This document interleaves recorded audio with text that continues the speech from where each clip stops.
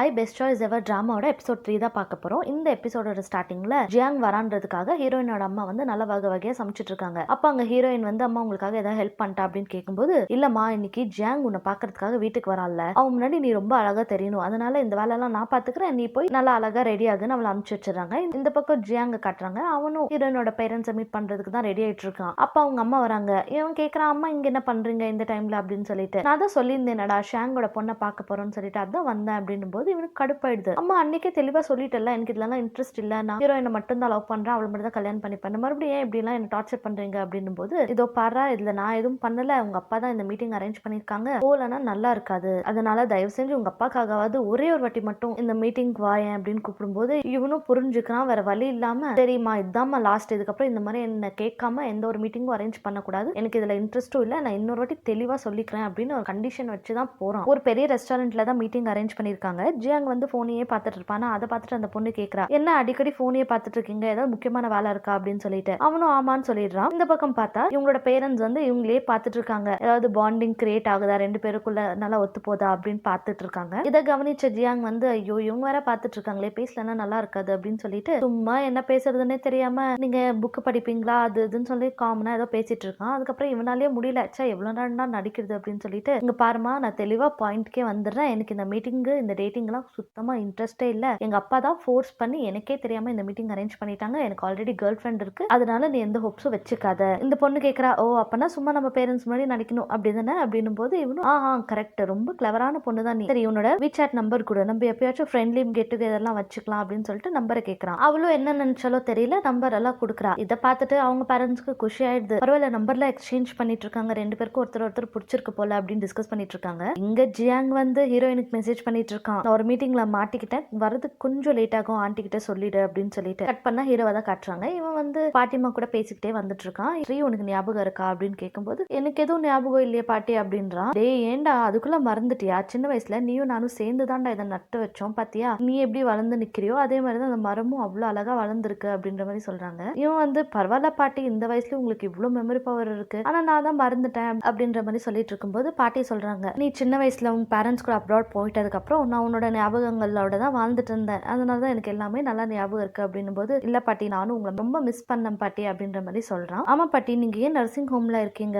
அந்த ஃபேமிலி உங்களை நல்லா பாத்துக்கலையா அப்படின்ற மாதிரி கேட்கறான். அப்படிலாம் ஒண்ணும் இல்லப்பா, எனக்கு என்னோட லைஃப் தனியா வாழணும், யார் மேலேயும் டிபெண்ட் ஆயிருக்க கூடாது, யாரையும் டிஸ்டர்ப் பண்ணக்கூடாதுன்னு எனக்கு தோணுச்சு, அதனாலதான் இப்படி இருக்கேன். அது மட்டும் இல்லாம என்னோட பேத்தி ஒருத்தி இருக்கா, ரொம்ப நல்ல பொண்ணு, சின்ன வயசுல இருந்து அவ என்ன ரொம்ப நல்லா பாத்துக்கிறா, இந்த ஒரு லவ் எனக்கு போதும்டா அப்படின்னு சொல்லிட்டு, ஒரு நிமிஷம் இரு, என்னோட பேத்தி கூட உன்னோட ஆபீஸ்ல தான் ஒர்க் பண்றா, ஓ அப்படியா பாட்டி எனக்கு தெரியலையே அப்படின்ற மாதிரி சொல்லும்போது, பரவாயில்லடா எனக்காச்சும் லஞ்சுக்கு இன்வைட் பண்ணி உனக்கு இன்ட்ரடியூஸ் பண்ணி வைக்கிறேன், அது மட்டும் இல்லாம என்னோட பேத்தி பேரு மெய் சாங்கு அப்படின்னும் போது இவனுக்கு சடனா பிளாஷ் ஆகுது, இது ஹீரோயினோட பேராச்சு, அப்பனா இவங்களோட பேத்தி ஹீரோயினா அப்படின்னு சொல்லிட்டு. இங்க பாட்டிமாவும் ஹீரோவும் ஜியாங் வந்திருக்க அதே ரெஸ்டாரண்ட்டுக்கு தான் வந்திருக்காங்க. பாட்டி வந்து ஜியாங்க பார்த்தோன்னே இது ஜியாங் தானே, இருடா அவங்க கிட்ட பேசிட்டு வந்துடுறேன் அப்படின்னு சொல்லிட்டு ஜியாங்க பார்க்க வராங்க. அவன் வந்து பாட்டி எப்படி இருக்கீங்க, நானும் ஹீரோயின் கிட்ட சொல்லிட்டு இருந்தேன் பாட்டியை பார்க்க போகணும்னு சொல்லிட்டு, பார்த்தா இன்னைக்கு உங்களை இங்க மீட் பண்ணிட்டேன் அப்படின்ற மாதிரி சொல்லிட்டு இருக்கான். பரவாயில்லப்பா நான் நல்லா இருக்கேன் அப்படின்னு சொல்லிட்டு, ஆமா நீங்க என்ன பண்ணிட்டு இருக்க, யார் இந்த பொண்ணு அப்படின்ற மாதிரி கேக்குறாங்க. இந்த பொண்ணு வேணும்னே பாட்டிமா கிட்ட நாங்க ரெண்டு பேரும் டேட்டுக்கு வந்திருக்கோம் அப்படின்னு சொல்லிடுறா. ஜியாங் வந்துட்டு இல்ல இல்ல பாட்டி நம்பாதீங்க, அப்படிலாம் ஒண்ணும் இல்ல, எங்க பேரண்ட்ஸ் தான் ஃபோர்ஸ் பண்ணி இந்த டேட்டுக்கு ஏற்பாடு பண்ணாங்க, நான் சும்மா அவங்க ஃபோர்ஸ் பண்ணாங்களேன்றதுக்காக எங்க பிசினஸ் மீட்டுக்காக தான் வந்திருக்கேன் அப்படின்ற மாதிரி சொல்றான். பாட்டி வந்துட்டு சரி சரி ஏதோ கண்டினியூ பண்ணுங்க அப்புறம் மீட் பண்ணலாம்னு சொல்லிட்டு போயிடுறாங்க. அப்படியே கட் பண்ணா ஹீரோயினோட வீட்டுல தான் காட்டுறாங்க. அவ எல்லாருமே ஜியாங்காக தான் சாப்பிடாம கொள்ளாம வெயிட் பண்ணிட்டு இருக்காங்க. அதுலயும் ஹீரோயினோட தம்பி பசிக்குதேன்னு சாப்பிடலான்னு போகும்போது அவங்க அம்மா திட்டிடுறாங்க, டே இருடா ஜியாங் ஒரு டப்பு சாப்பிடலாம் அப்படின்னு சொல்லிட்டு. இவனுக்கு கடுப்பாயிடுது, சரி போங்க நான் ஏதாவது கிச்சன்ல இருக்கிறதே சாப்பிட்டுக்கிறேன் அப்படின்னு சொல்லிட்டு பழைய சோறு சாப்பிட போவான். அப்போ அவங்க அம்மா வந்துட்டு அது வேணாம், இந்தா இப்போ செஞ்ச சாப்பாடே சாப்பிடுன்னு சொல்லிட்டு அவனுக்கு சாப்பாடு வச்சிட்டு இருக்காங்க. அப்போ ஹீரோயினுக்கு ஒரு மெசேஜ் வருது, யாருன்னு பார்த்தா நம்ம பாட்டிமா தான். ஜியாங் இந்த மாதிரி ஒரு பொண்ணு கூட ரெஸ்டாரண்ட்க்கு டேட்டிங்க்கு வந்திருந்தா, இதை பத்தி உனக்கு தெரியணும்னு நினைச்சேன், அதனாலதான் உனக்கு இன்ஃபார்ம் பண்றேன் அப்படின்னு அங்க நடந்த எல்லா விஷயத்தையும் சொல்லிடுறாங்க. இது கேள்விப்பட்ட உடனே அவளுக்கு செம்ம ஷாக் ஆயிடுது, கொஞ்சம் ரொம்ப கஷ்டமாவும் ஆயிடுது. இவங்க அப்பா அம்மா வேற யாரு ஜியாங் தான் மெசேஜ் பண்ணனா அப்படின்னு கேட்கும்போது, ஆமாம்மா அவன் வந்து நம்மளுக்காக வெயிட் பண்ண வேணாம்னு சொன்னான், மீட்டிங்ல ஏதோ பிஸியா இருக்கானா, சோ இன்னைக்கு அவனால வர முடியாது, சாப்பிடுங்க நான் வந்துடுறேன் அப்படின்னு சொல்லிட்டு அவன் அங்க இருந்து எந்திரிச்சு வெளியே வந்துடுறா. ஹீரோயினோட தம்பியும் அக்கா பின்னாடியே பாவம் அக்கா கஷ்டப்படுறாங்களேன்னு சொல்லிட்டு ஆறுதல் படுத்துறதுக்காக அவனும் பின்னாடியே வந்துடுறான். ஹீரோயின் வந்து ஜியாங் தான் கால் பண்ணி கண்ணா பையனா திட்டிட்டு இருக்கான். அந்த டைம் இவனும் ஃபோன் பேசிட்டு அறக்க பறக்க அங்கதான் வந்திருக்கான். அவன் வந்து இவளை ஹக் பண்ணிக்கிட்டு சாரிடா உங்ககிட்ட நான் எல்லாமே எக்ஸ்பிளைன் பண்றேன், நான் வேணே எதுவுமே செய்யல அப்படின்னு சொல்லிட்டு இருக்கும்போது இவளுக்கு கடுப்பாயிடுது. நீ மறுபடியும் என்கிட்ட போய் சொல்லியிருக்க, நான் தான் உங்ககிட்ட தெளிவா அந்த 3 கண்டிஷன் வச்சிருந்தேன்ல, ஆனா நீ எல்லாத்தையும் மீறிட்ட. உன் பேரண்ட்ஸ்க்கு பிடிக்கலனா அப்புறம் எதுக்கு எங்க அப்பா அம்மாவை மீட் பண்றதுக்காக ஒத்துக்கிட்ட? உனக்கு தெரியுமா எங்க அம்மா காலையில இருந்து உனக்காக தான் நல்லா வகை வகையா சமைச்சிட்டு இருக்காங்க, என்னோட ஃபேமிலியே உனக்காக தான் காலையில இருந்து சாப்பிடாம வெயிட் பண்ணிட்டு வந்திருக்காங்க, அவங்களுக்கு நீ கொடுக்குற மரியாதை இதுதானா? உனக்கு யாரை பத்தியுமே கவலை இல்லைல்ல, போன்ல மீட்டிங்ன்ற ஒரு டிராபிக்ன்ற மறுபடியும் போய் சொல்லி சமாளிச்சிட்டு இருக்க அப்படின்லாம் ரொம்ப கோவப்பட்டு பேசிட்டு இருக்கா. அந்த இடத்துக்கு ஒரு பொண்ணு வேகமா வந்து ஜியாங்க போட்டு செம்மையா சாத்துறா. ரோட்ல நின்னுட்டு என்னடா என் ஃப்ரெண்டு வம்பிழுத்துட்டு இருக்க, ஒழுங்கு மரியாதை இங்க இருந்து போயிடு அப்படின்னு சொல்லிட்டு நம்ம ஹீரோயினுக்காக தான் பேசிட்டு இருக்கா. இந்த பொண்ணை பார்த்த உடனே ஹீரோயினோட தம்பி வேற பிளஷ் பண்ண ஆரம்பிச்சிட்டான். இவனுக்கு ஏதாவது இந்த பொண்ணை பிடிச்சிருக்கா என்னன்னு தெரியல. இவ வந்து வேற யாரும் இல்ல, நம்ம ஹீரோயினோட ஃப்ரெண்ட் மோதான். அது மட்டும் இல்லாம இந்த ஜியாங் பயப்புல வர அவசரத்துல காரை வேற நடு ரோட்லயே பார்க் பண்ணிட்டு வந்துட்டு இருக்கான் போல. அதனால செக்யூரிட்டி வந்து செம்மையா கத்திட்டு இருக்காங்க, உந்துதானே காரு முதல்ல எடு, உன்னால பாரு ஃபுல் ஜாம் ஆயிருக்கு அப்படின்னு சொல்லிட்டு. இவன் வந்து சார் ஒரு 2 நிமிஷம் சார் வந்துடுறேன் சார் அப்படின்னு கெஞ்சிட்டு இருக்கான். ஆனா அவங்க அதெல்லாம் கேட்கல, தர நிறுத்திட்டு போறாங்க. முதல்ல கார் எடுடா ஃபுல்லா டிராபிக் ஜாமா இருக்கு அப்படின்னு சொல்லிட்டு. ஹீரோயினும் மோ கிட்ட சொல்றா, இங்க நடந்த எந்த விஷயத்த பத்தியும் வீட்டுல சொல்ல வேணாம், அவங்க ஃபீல் பண்ணுவாங்க அப்படின்னு சொல்லிட்டு. இவ்வளவு ஓகேடி நான் சொல்ல மாட்டேன் அப்படின்னு சொல்லிட்டு அவ ஃப்ரெண்டை வீட்டுக்கு கூட்டிட்டு வரா. அவங்க பேரண்ட்ஸ் வர ஜியாங் வரலன்னு சொல்லிட்டு ரொம்ப ஃபீல் பண்ணிட்டு உட்காந்துருப்பாங்கல்ல. அந்த டைமுக்கு மோ வந்ததும் இவளை பார்த்த உடனே இவங்க எல்லாருக்கும் செம்மையா ஹாப்பி ஆயிடுது. அப்புறம் எல்லாரும் ஒன்னா உட்காந்து சாப்பிட்டுட்டு இருக்காங்க. அப்ப மோ சொல்றா, அம்மா எதுக்கு ஹீரோயினை சீக்கிரம் கல்யாணம் பண்ணிக்கோன்னு ரொம்ப ப்ரெஷர் கொடுக்குறீங்க, கொஞ்சம் டைம் கொடுங்க, அவளும் லைஃப் என்ஜாய் பண்ணட்டும், அவளோட கெரியர்ல இன்னும் கொஞ்சம் முன்னேறட்டும், அதுக்கப்புறம் பாத்துக்கலாமே, என்ன அவசரம் அப்படின்னும் போது அவங்க அம்மா சொல்றாங்க, இங்க பாருமா அவளுக்கும் உனக்கும் ஒரே ஏஜ் தான் ஆகுது, ஆனா நீ கிராஜுவேஷன் முடிஞ்சோடனே கல்யாணம் பண்ணிக்கிட்டே பொண்ணுக்கு கிண்டர் கார்டன் படிக்கிற ஒரு குழந்தை வேற இருக்கு, ஆனா என் பொண்ணுக்கு 30 வயசு ஆக போது இன்னும் கல்யாணமே ஆகல, ஒரு அம்மாவா எனக்கும் அந்த ஆசை இருக்கும்ல, பொண்ணுக்கு சீக்கிரம் கல்யாணம் பண்ணி வச்சு பேரம்பேத்திய பார்க்கணும்னு சொல்லிட்டு, இப்படியே எவ்வளவு நாளுமா அவ தனியா இருக்க முடியும் அப்படின்ற மாதிரி கேட்கும்போது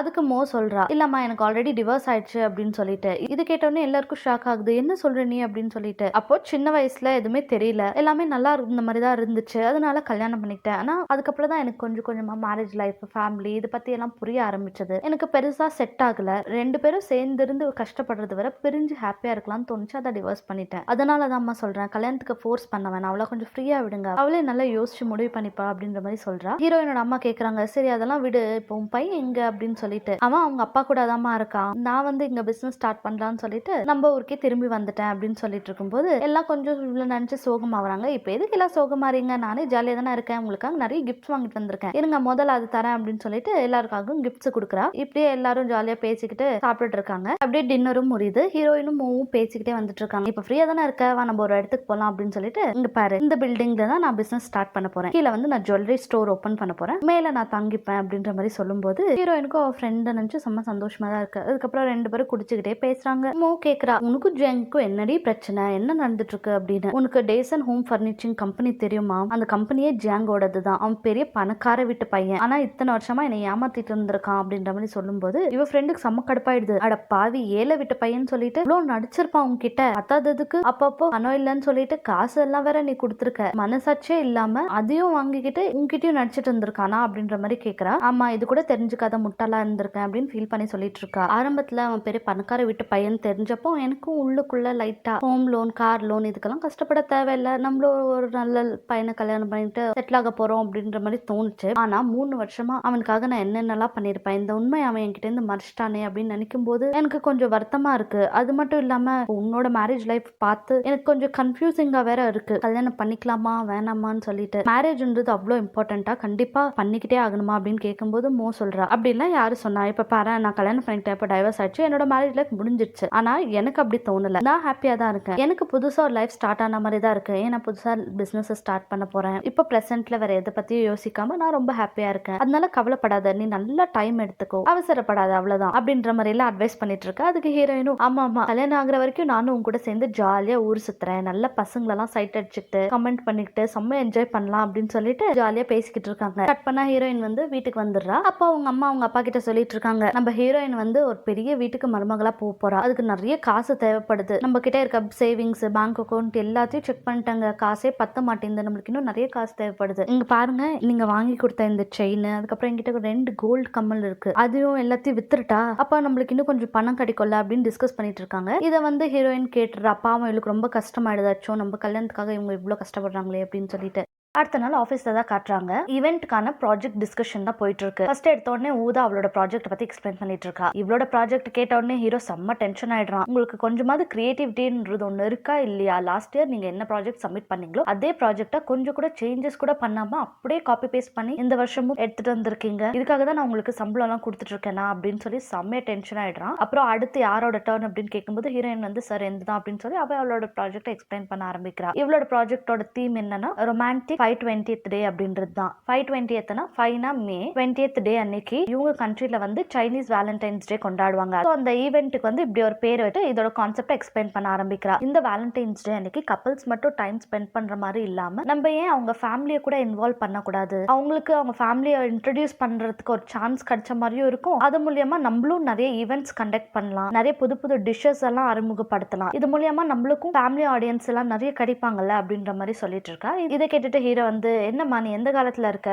நீ என்ன உன் ஃபேமிலி வச்சுட்டு தான் வேலண்டைன்ஸ் டே செலிப்ரேட் பண்ணுவியா வருஷம் வருஷம் அப்படின்ற மாதிரி கேட்கும்போது சார் அந்த மாதிரி நான் சொல்ல வரல. சைனா மாதிரி நிறைய கலாச்சாரங்களை பின்பற்றுற நாடுகள்ல 2 பேர் மட்டும் விருப்பப்பட்டு கல்யாணம் பண்ணிக்க முடியாது, அவங்களோட ஃபேமிலியும் ஒன்று சேரணும், அப்பதான் கல்யாணம் முழுமையடையும். அதனால என்னோட கான்செப்ட் என்னன்னா கப்பல்ஸ் வந்து அவங்க ஃபேமிலியோட சேர்ந்து இந்த வேலண்டைன்ஸ் டே செலிப்ரேட் பண்ண நல்லா இருக்கும். ஒருத்தருக்கு ஒருத்தர் மீட் பண்ணும்போது அவங்க பசங்களோட லவ் பத்தியும் பேரண்ட்ஸ் புரிஞ்சுப்பாங்க, அவங்களோட லவ் ரிலேஷன்ஷிப்பை பத்தியும் பசங்களுக்கு சொல்லுவாங்க. இது மூலியமா இது ஒரு பியூட்டிஃபுல்லான லவ் அண்ட் அஃபெக்ஷன் ரிலேஷன்ஷிப்பா கன்வெர்ட் ஆகும் அப்படின்ற மாதிரி எக்ஸ்பிளைன் பண்ணும்போது ஹீரோக்கு வந்து இவளோட கான்செப்ட் பிடிச்சிருது. சரி நீ சொல்றதும் நல்ல ஐடியாவா தான் இருக்கு, ஓகே இந்த ப்ராஜெக்ட் வந்து உன்னையே ஹெட்டா போடுறேன், நீயே இந்த ப்ராஜெக்ட்டை டேக் ஓவர் பண்ணிக்கோ, அப்புறம் மீட்டிங் முடிஞ்சோடனே என்ன வந்து பாரு, இதை பத்தி கொஞ்சம் டிஸ்கஸ் பண்ணும் அப்படின்னு சொல்லிட்டு போயிடுறான். ஹீரோயினும் ஹீரோவை பாக்குறதுக்காக போறான். அங்க வந்துட்டு ஹீரோட அசிஸ்டன்ட்டை இன்ட்ரோடியூஸ் பண்ணிட்டு இதுதான் டாங் என்னோட அசிஸ்டன்ட், இதுக்கப்புறம் உனக்கு இந்த ப்ராஜெக்ட்ல எந்த ஹெல்ப் வேணாலும் இவன் உனக்கு அசிஸ்ட் பண்ணுவான் அப்படின்னு சொல்லிட்டு இன்ட்ரோடியூஸ் பண்ணி கொடுக்குறான். அவ்வளோ ஓகே சார் அப்படின்ற மாதிரி சொல்லும்போது ஹீரோ சொல்றான் உனக்கு இன்னொரு வேல்யூ இருக்கு, ஈவென்ட்க்கு வர எல்லாருக்குமே நம்ம கம்பல்சரி ரிட்டர்ன் கிஃப்ட்ஸ் கொடுத்தே ஆகணும். ஸோ இந்த ரிட்டர்ன் கிஃப்ட்ஸ் எல்லாம் நம்ம தேஷன் ஹோம் பர்னிஷிங் கம்பெனில இருந்து தான் வாங்க போறோம். நீ என்ன பண்றனா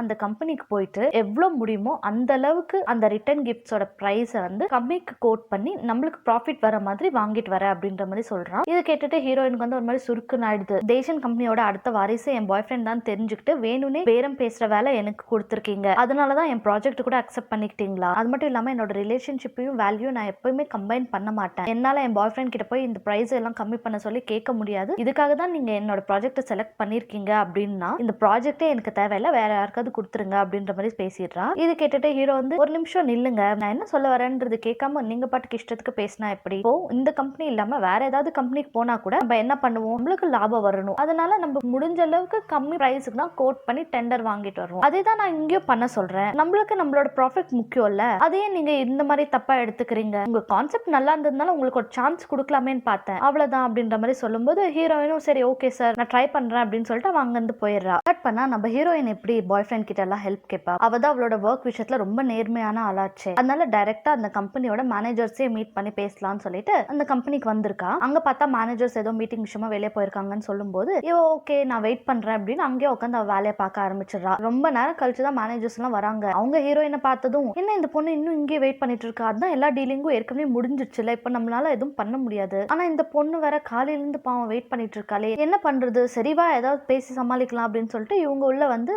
என்னம்மா இன்னுமா நீ வெயிட் பண்ணிட்டு இருக்க அப்படின்ற மாதிரி கேக்குறாங்க. அவ்வளோ ஆமா சார் இந்த ப்ராஜெக்ட் பத்தி கொஞ்சம் டிஸ்கஸ் பண்ணணும் அப்படின்ற மாதிரி சொல்லும்போது சரி ஓகேமா இப்பவே ரொம்ப லேட் ஆயிடுச்சு வா சாப்பிட்டுக்கிட்டே இதை பத்தி டிஸ்கஸ் பண்ணிக்கலாம் அப்படின்ற மாதிரி சொல்றாங்க. இவ்வளோ ஓகே அப்படின்றா. இந்த பக்கம் அசிஸ்டன்ட் வந்து ஹீரோ கிட்ட சொல்லிட்டு இருக்கா, ஹீரோயின் வந்து நிஜமாவே வேலை விஷயத்துல ரொம்ப ப்ரொஃபஷனலா இருக்கா, அவ பாய் ஃப்ரெண்டோட இன்ஃபுளுன்ஸ் எல்லாம் எதுவுமே யூஸ் பண்ணாம நேர்மையா அவளே போய் கம்பெனியோட மேனேஜர்ஸ் எல்லாம் மீட் பண்ணிட்டு இருக்கா. ஆனா ஒரு சின்ன பிரச்சனை, அந்த மேனேஜர்ஸ் வந்து சாப்பிடறதுக்காக அவளை கூட்டிட்டு போயிருக்காங்களாம். அவங்க வந்து சரியான குடிகாரங்க, குடிக்க ஆரம்பிச்சிட்டாங்கன்னா நான் ஸ்டாப்பா குடிச்சுட்டே இருப்பாங்க. இந்த பொண்ணு போய் அங்க சிக்கிக்கிட்டா என்ன பண்ண போறாங்களோ தெரியலையே அப்படின்ற மாதிரி பேசும்போது ஹீரோக்கு ஒரு மாதிரி கஷ்டமா தான் இருக்கு, அச்சோ நம்மளாலதான் அவ போய் மாட்டிக்கிட்டாலோ அப்படின்னு சொல்லிட்டு. இதோட இந்த எபிசோட் முடியுது. நெக்ஸ்ட் எபிசோட் நாளைக்கு பார்க்கலாம். தேங்க்யூ.